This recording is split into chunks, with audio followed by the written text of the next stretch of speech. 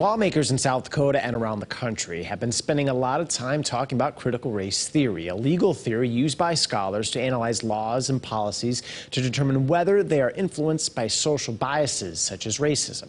But Noem says CRT creates inherently divisive concepts. KELOLAND's Don Jorgensen caught up with the governor and her challenger, Jamie Smith, to find out what they think should happen with CRT in South Dakota. Critical race theory got a lot of attention this year in Pierre, starting with the governor's State of the State address. In state after state, school after school, children are being exposed to radical political ideologies like critical race theory.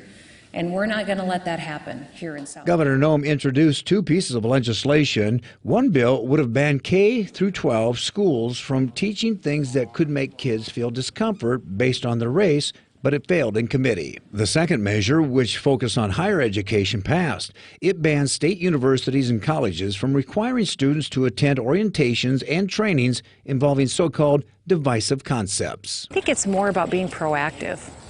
We don't always have to wait until we have a crisis on our hands. House Minority Leader Jamie Smith, who is also running for governor, voted against the higher education bill, calling it unnecessary. CRT is a college level or above theory that is not being taught in our schools. It's a political set of letters that make people get all stirred up because they know it must be bad. Following the session, Governor issued an executive order directing the Department of Education to review all policies, guidance, and content standards for, quote, inherently divisive concepts. After going through thousands of materials, the DOE found two standards to be in violation of Noem's executive order.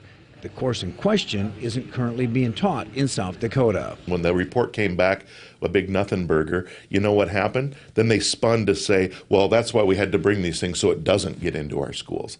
That's not true. It's a problem that they brought into our state to blow people up and get people scared.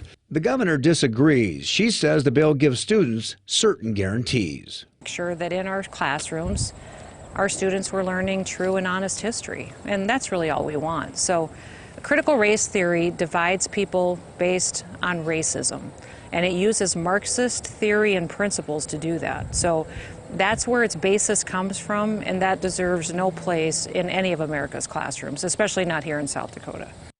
Don Jorgensen reporting. A year ago, the governor also signed an executive order banning the South Dakota Department of Education from applying for grants in history and civics due to her concerns over ties to critical race theory.